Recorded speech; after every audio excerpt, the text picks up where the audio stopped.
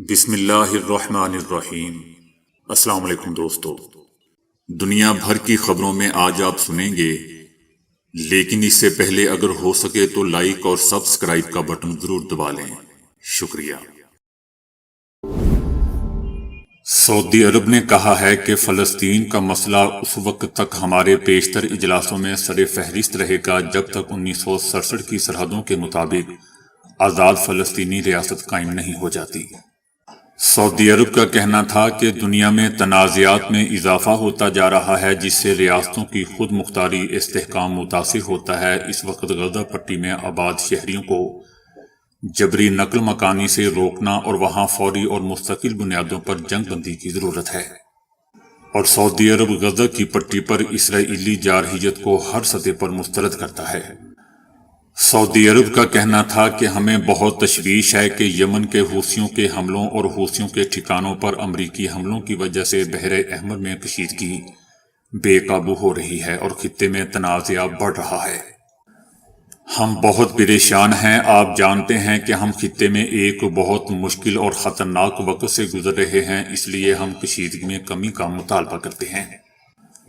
دوستو، گزشتہ کئی ہفتوں سے بحر احمر اور اس کے اطراف بحری جہازوں پر ایرانی حمایت یافتہ حوثی ملیشیا کے حملوں نے ایشیا اور یورپ کے درمیان تجارت میں رکاوٹ پیدا کرتی ہے، اور غزہ میں جنگ کی شدت میں اضافے نے بڑی طاقتوں کو تشویش میں مبتلا کر دیا ہے۔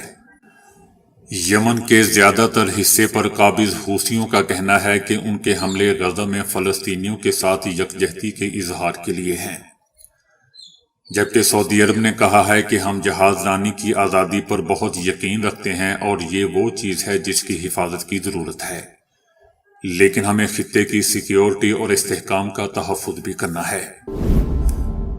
اسرائیلی میڈیا نے خبر دی ہے کہ صہیونی جنگی کابینہ میں اختلافات اور نائب وزیر اعظم کے عنقریب استعفے کی وجہ سے یہ کیبنٹ ختم ہو سکتی ہے۔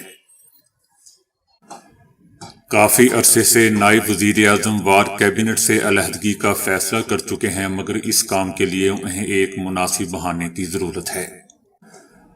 دوستو، یاد رہے کہ صہیونی وار کیبنٹ میں اختلافات اس وقت شدت اختیار کر گئے جب نیتن یاہو نے نائب وزیر اعظم اور وزیر دفاع کی تجاویز مسترد کر دیں، اور غزہ جنگ کے 3 ماہ گزرنے کے بعد بغیر کوئی کامیابی حاصل کیے شباب کے حکام کی مخالفت کی۔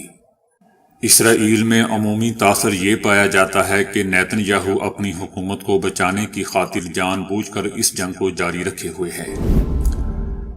آل انڈیا مجلس اتحاد المسلمین کے صدر اسد الدین اویسی نے مسلمانوں سے بابری مسجد کو منظم طریقے سے چھیننے کا الزام عائد کیا ہے۔ انہوں نے دعویٰ کیا کہ بابری مسجد کو منظم طریقے سے ہندوستانی مسلمانوں سے چھین لیا گیا تھا، حالانکہ مسلمان وہاں 500 سالوں سے نماز ادا کر رہے تھے۔ انہوں نے کہا کہ جب کانگریس کے جی پی پنڈت ریاست اتر پردیش کے وزیر اعلیٰ تھے تو رات کے اندھیرے میں مسجد کے اندر مورتیاں رکھ دی گئیں۔ انہوں نے مسجد بند کروائی اور وہاں پوجا شروع کر دی۔ اس کے بعد 1986 میں مسلمانوں کی بات سنے بغیر مسجد کے تالے کھول دیے گئے۔ انہوں نے الزام لگایا کہ 6 دسمبر 1992 کو سپریم کورٹ سے وعدہ کرنے کے بعد بی جے پی اور RSS نے مسجد کو شہید کیا۔ عدالت نے عقیدے کی بنیاد پر کہا کہ ہم یہ زمین مسلمانوں کو نہیں دے سکتے ہیں۔ عدالت نے اپنے فیصلے میں یہ بھی کہا کہ مندر کو گرا کر مسجد نہیں بنائی گئی۔ اویس الدین نے کہا کہ اس فیصلے کے بعد اور بھی بہت سے مسائل کھل جائیں گے۔ آج آپ دیکھ رہے ہیں کہ بی جے پی ہر جگہ جا کر کہتی ہے کہ یہاں کوئی مسجد نہیں تھی۔ انہوں نے کہا کہ میرا ماننا ہے کہ اگر جی بی پنت ہوتے تو مجسمے ہٹائے یا تالے نہ کھولتے تو کیا یہ دن دیکھنا پڑتے؟ اویس الدین اویسی کا کہنا تھا کہ آج کوئی ہمارے سوالوں کا جواب نہیں دے رہا۔ عمران خان نے کہا ہے کہ ہمیں الیکشن مہم چلانے کی اجازت تک نہیں دی جا رہی۔ میں کہتا ہوں کہ الیکشن سے صرف 3 دن پہلے مجھے چھوڑ دیں اور صرف ایک جلسہ کرنے کی اجازت دے دیں تو سب کو لگ پتہ جائے گا۔ عمران خان نے کہا کہ توشہ خانہ میں تمام تحائف کا تخمینہ دبئی میں بھارتی شہری کی ایک چھوٹی سی دکان سے لگوایا گیا۔ سارا کیس اسی گواہ پر تھا۔ ان کا کہنا تھا کہ 1,80,00,000 روپے کی جیولری کو 300 کروڑ روپے تک پہنچا دیا گیا۔ تحائف کی قیمت میں اضافہ صاحب کو خوش کرنے کے لیے کیا گیا، اوپر بیٹھے کرنل صاحب سن رہے ہوں گے۔ عمران خان کا کہنا تھا کہ مجھے نااہل کیا گیا جبکہ عدالت کا فیصلہ معطل ہو چکا ہے، سزا یافتہ نواز شریف کو کلیئر کر دیا گیا، میری نااہلی کے خلاف اپیل اور انسانی حقوق کے لیے دائر پٹیشن کو نہیں سنا جا رہا۔ ان کا کہنا تھا کہ جس طرح کا الیکشن کروایا جا رہا ہے اس سے ملک میں سیاسی عدم و استحکام بڑھے گا، ملک کا بیڑا غرق ہو جائے گا۔ عمران خان کا کہنا تھا کہ 5 اگست کے بعد نریندر مودی سے کبھی رابطہ نہیں کیا، ابھی نندن کے معاملے پر بھی مودی سے رابطہ کرنے کی کوئی کوشش نہیں کی، یہ سب جھوٹ ہے۔ امیر جماعت اسلامی خیبر پختونخوا پروفیسر محمد ابراہیم خان نے کہا ہے، الیکشن کمیشن کی وضاحت سے لگتا ہے کہ پہلے بھی سیکیورٹی اداروں کی جانب سے انتخابات میں دھاندلی ہوتی رہی ہے۔ پروفیسر محمد ابراہیم خان نے کہا کہ گورنر ہاؤس خیبر پختونخوا کو عملاً JUI کا دفتر بنا دیا گیا ہے۔ باقی صوبوں میں بھی گورنر ہاؤسز سیاسی جماعتوں کے قبضے میں ہیں، اسٹیبلشمنٹ گریڈ ڈبل گیم اور ٹرپل گیم کھیل رہی ہے۔ پرویز خٹک ہمارے دوستوں کے خلاف FIA اور دیگر ادارے استعمال کر رہے ہیں، الیکشن کمیشن اور اداروں کو چاہیے کہ اس کا نوٹس لیں۔ ان کا کہنا تھا کہ فوج کو چاہیے کہ اپنی سیاسی ونگ ختم کرے، اس عمل سے فوج کا پیشہ ورانہ عمل متاثر ہو رہا ہے۔ ہمارے صوبے میں غیر جانبدار حکومت نہیں ہے، لیول پلینگ فیلڈ نہیں دی جا رہی۔ پرویز خٹک کے لانچ ہونے کے بعد مولوی فضل الرحمان بھی لیول پلینگ فیلڈ کی باتیں کر رہے ہیں۔ سیاسی جماعتیں اسٹیبلشمنٹ کی آشیرواد سے حاصل نہ کریں۔ آخر میں ان کا کہنا تھا کہ اسٹیبلشمنٹ نے ایک جماعت کو اقتدار دلایا، اب دوبارہ وہی حربے کسی دوسری اور تیسری جماعت کے لیے آزمائے جا رہے ہیں۔ اسٹیبلشمنٹ کو اپنی ساکھ بچانے کے لیے ان ہتھ کنڈوں کو دور رہنا ہوگا۔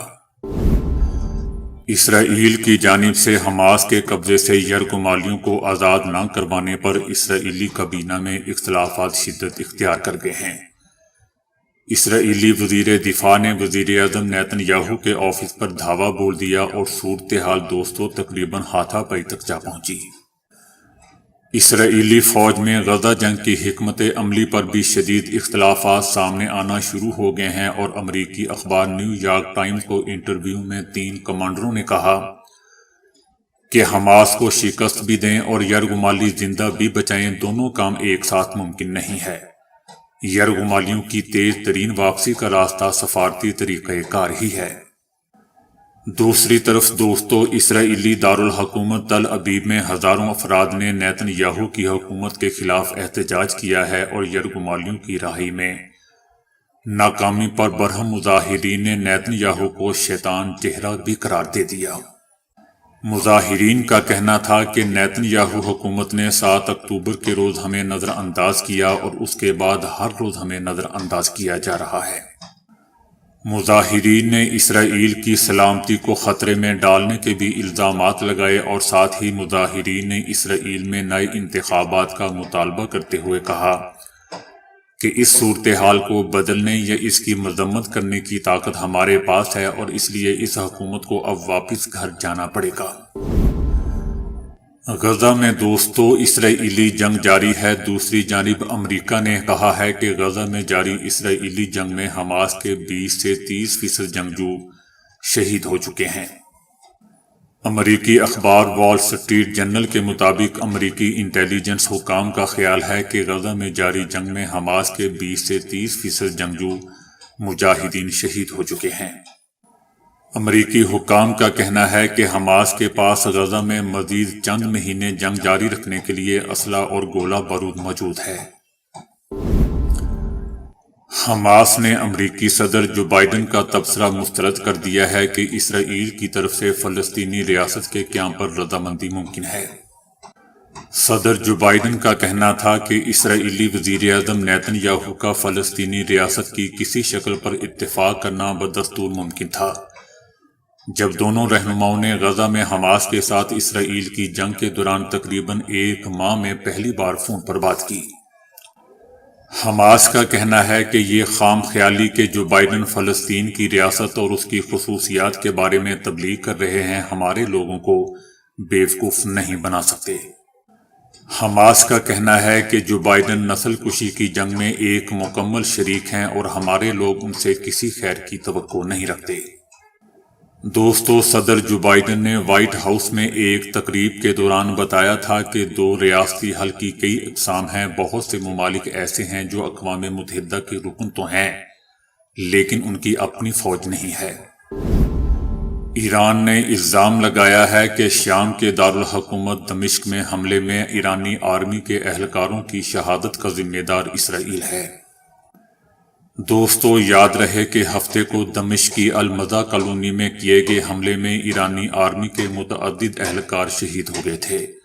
ایران نے اس حملے کا بدلہ لینے کا اعلان کر دیا ہے۔ ایرانی صدر ابراہیم رئیسی نے کہا ہے کہ شام میں ایرانی آرمی کے 5 اہلکاروں کی شہادت کا باعث بننے والے اسرائیلی حملے کا جواب دیا جائے گا۔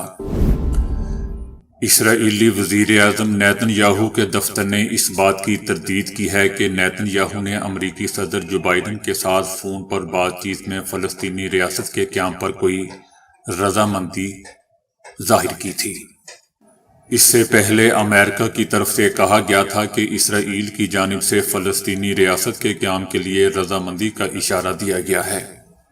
اسرائیل کا کہنا ہے کہ حماس کو ختم کرنے کے بعد اسرائیل کو غزہ کی پٹی پر مکمل حفاظتی کنٹرول میں رہنا چاہیے تاکہ یہ یقینی بنایا جا سکے کہ غزہ اب اسرائیل کے لیے کوئی خطرہ نہیں ہے، جبکہ دوسری طرف حماس نے فلسطینی ریاست کے قیام کے امکان سے متعلق جو بائیڈن کے بیانات کو مسترد کرتے ہوئے انہیں ایک فریب دھوکہ قرار دیا ہے۔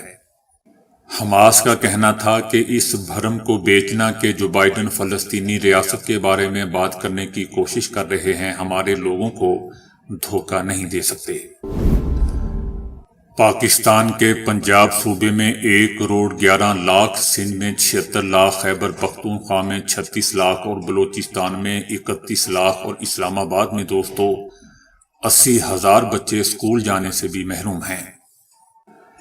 ایک رپورٹ میں بتایا گیا ہے کہ اسکول جانے کی عمر کے 39% بچے اسکولوں سے باہر ہیں۔ بلوچستان میں سب سے زیادہ 65% بچے اسکول سے باہر ہیں۔ شعیب ملک نے شادی کے ساتھ ساتھ ایک اور سنگ میل عبور کر لیا ہے۔ شعیب ملک نے T20 کرکٹ میں 13,000 رنز مکمل کر لیے ہیں اور وہ یہ سنگ میل عبور کرنے والے دوستوں ایشیا کے پہلے اور دنیا کے دوسرے کھلاڑی بن گئے ہیں۔ T20 کرکٹ میں دوستو سب سے زیادہ رنز بنانے کا اعزاز ویسٹ انڈیز کے اوپننگ بلے باز کرس گیل کے پاس ہے، جنہوں نے مختصر فارمیٹ کی کرکٹ میں 14,000 سے زائد رن بنا رکھے ہیں۔ امریکہ میں شدید سردی اور برف باری کے باعث دوستو مختلف حادثات میں اموات کی تعداد 60 تک پہنچ گئی ہیں۔ کروڑوں افراد خون جما دینے والی سردی برداشت کرنے پر مجبور ہیں۔ کئی ریاستوں میں خون جمانے والی سردی نے نظام زندگی کو مفلوج کر دیا ہے۔ کئی ریاستوں میں سڑکوں پر کئی انچ برف پڑنے سے شہری گھروں میں محصور ہو کر رہ گئے ہیں۔ رحمت اور برکتوں کا مہینہ دوستو رمضان المبارک پاکستان میں مارچ میں شروع ہو جائے گا۔ ماہرین فلکیات کے مطابق یکم رمضان المبارک 11 مارچ کو ہوگی، تاہم حتمی تاریخ کا اعلان مرکزی روایت ہلال کمیٹی چاند دیکھنے کے بعد کرے گی۔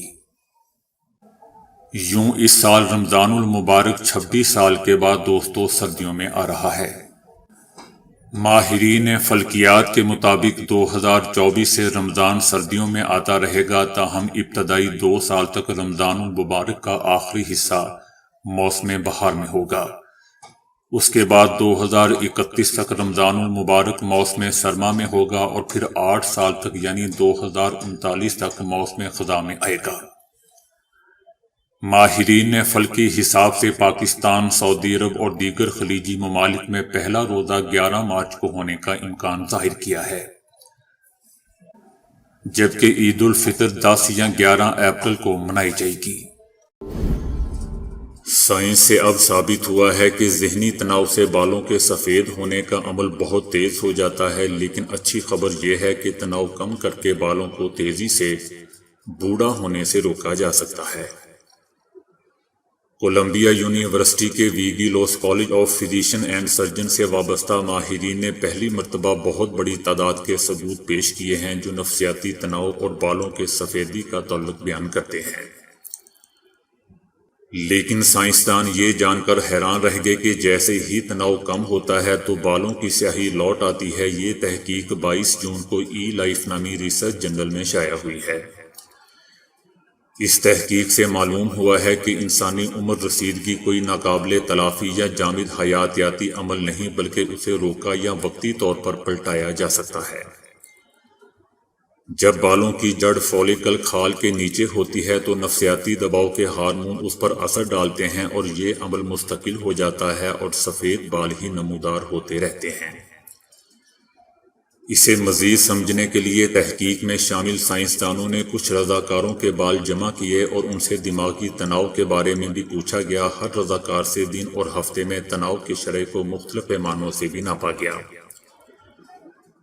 اور انہیں ایک ڈائری میں درج کرنے کو کہا۔ اس دوران انکشاف ہوا کہ بعض افراد کے سفید بال دوبارہ اصل رنگت کی جانب لوٹ آئے، اور جب تناؤ کی ڈائری سے اس کا موازنہ کیا گیا تو معلوم ہوا کہ اس عرصے میں وہ ذہنی تناؤ کے کم درجے کے شکار تھے۔ اس کے علاوہ کچھ رضاکار ایسے بھی تھے جو چھٹیوں پر تھے اور آرام کر رہے تھے۔ اس دوران تناؤ کم ہونے سے ان کے سر کے جو بال اگے وہ سفید کی بجائے اصل رنگت کے برآمد ہوئے۔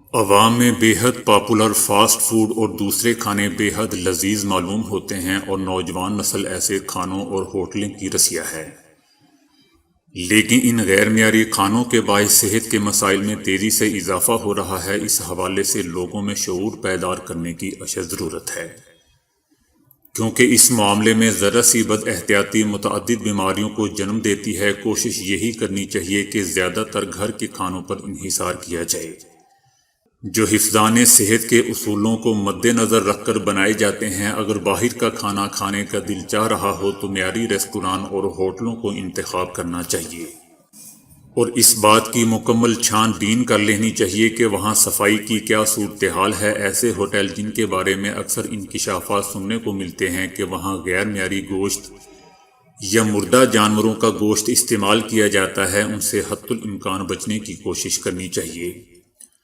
ریستوران میں صارفین کو جو سلاد پیش کیا جاتا ہے وہ اپنی پرکشش سجاوٹ کی وجہ سے دیکھنے میں بہت خوبصورت معلوم ہوتا ہے، اس لیے لوگ اسے ذوق شوق سے کھاتے ہیں۔ صارفین کی دلچسپی کو مد نظر رکھتے ہوئے سب سے زیادہ پسند کیے جانے والے فوڈ آئٹمز کی طلب کو پورا کرنے کے لیے انہیں کافی تعداد میں تیار کروا لیا جاتا ہے، جو پیکنگ کی شکل میں مختلف سٹوروں اور بیکریز پر بھی دستیاب ہوتے ہیں، جو بعض اوقات کئی دنوں اور کئی ہفتوں تک رکھے رہتے ہیں، جس میں وقت گزرنے کے ساتھ ساتھ بہت سے جراثیم پیدا ہو جاتے ہیں جو مہلک بیماریوں کا باعث بنتے ہیں۔ اعلیٰ پائے کے ریستوران سے لے کر معمولی درجے کے ہوٹلوں میں میزوں پر پانی پہلے سے ہی موجود ہوتا ہے اور اکثر افراد میز سنبھالتے ہی پانی پی لیتے ہیں، یہ سوچے بغیر کہ یہ پانی ان کی صحت کے لیے کس قدر نقصان دہ ثابت ہوتا ہے۔ میز پر پہلے سے پانی رکھا گیا ہو تو اسے پھینک کر نیا پانی منگوانا چاہیے۔ ریستوران میں دستیاب گوشت کے چھوٹے ٹکڑے جیسے کہ مرغی کے سینے کا گوشت اسے پوری طرح گلانا مشکل ہوتا ہے کیونکہ یہ بیرونی سطح سے جلدی جل جاتا ہے۔ یہ گوشت عموماً اندر سے کچا اور باہر سے خستہ ہوتا ہے اور ذوق و شوق سے کھایا جاتا ہے۔ عالمی ادارہ صحت کے مطابق آدھا پکا ہوا یہ گوشت صحت کے لیے نہ صرف مضر ہے بلکہ خوراک کے باعث پیدا ہونے والی بیماریوں کی بڑی وجہ یہی ہے۔